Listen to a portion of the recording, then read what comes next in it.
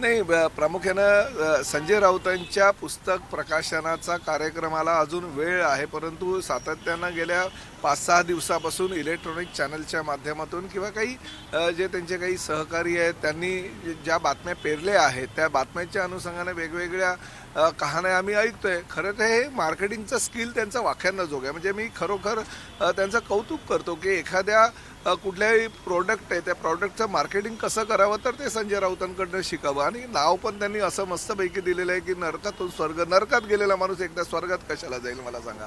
तुम्ही ज्या वेळेस शिवसेना प्रमुख आदरणीय बाळासाहेबांचे विचारच सोडलेत त्याच वेळेस तुम्ही नरकात गेला होतात.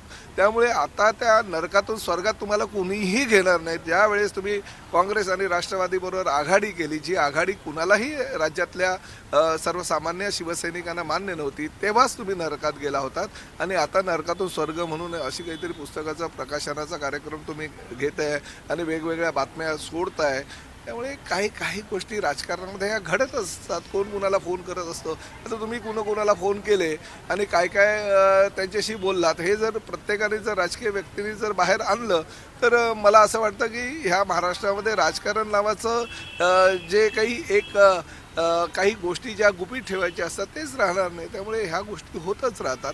मी शुभेच्छा देतो, परंतु एक गोष्ट मात्र त्यांची मी मानतो की आपल्या पुस्तकाचा खप कसा वाढावा आणि अधिक लोकांनी ते वाचावं कुतूहल म्हणून, आणि त्या माध्यमातून आपल्याला फायदा कसा होईल. आर्थिक फायद्यासाठी जर एखाद्या प्रकाशकानं जर अशा प्रकारे मार्केटिंग केलं तर त्याचं कौतुक करायला पाहिजे. एबीपी माझा, उघडा डोळे बघा नीट.